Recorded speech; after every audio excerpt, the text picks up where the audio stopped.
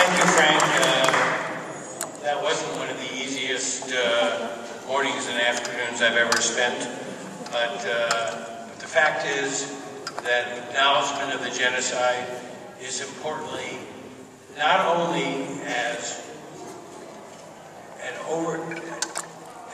overdue and adequate salve to Armenian pain. It should be important for every American and every citizen of the world.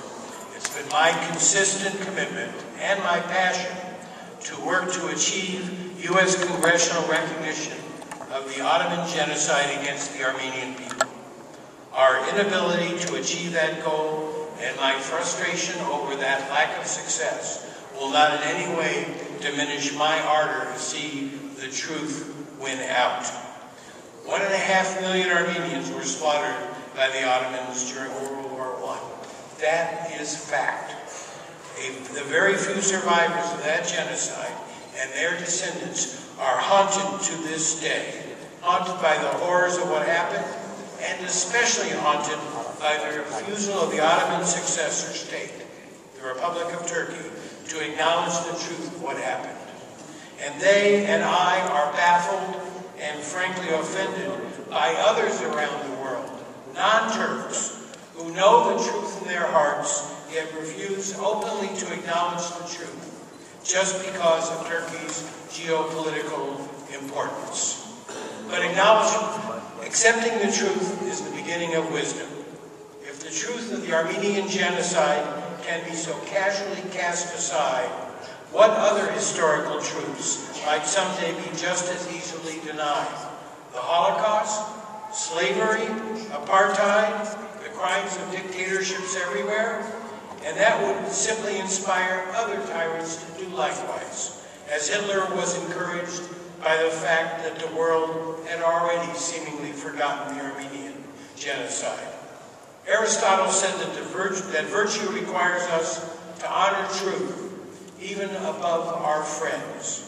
I believe that someday the Turkish regime will acknowledge the truth of the genocide, but its current refusal to do so is not an excuse for our nation to follow Turkey's lead.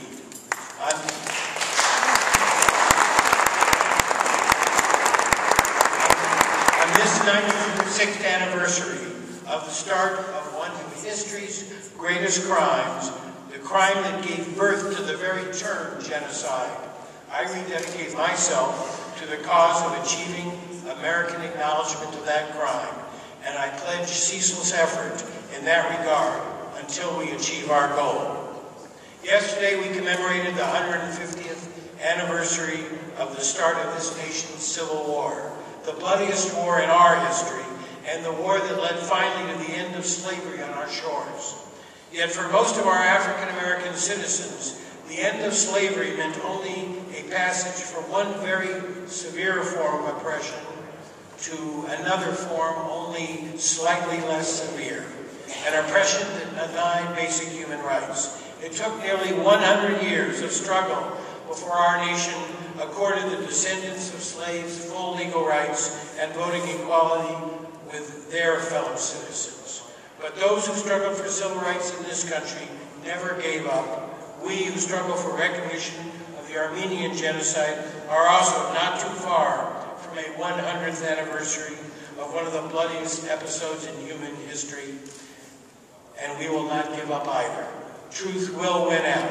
Let me express my deepest condolences to you, the Armenian people, for your losses and your suffering, and let me express the hope that someday, very soon, the United States will do what it must be done in order to begin the process of easing that suffering. Thank you very much.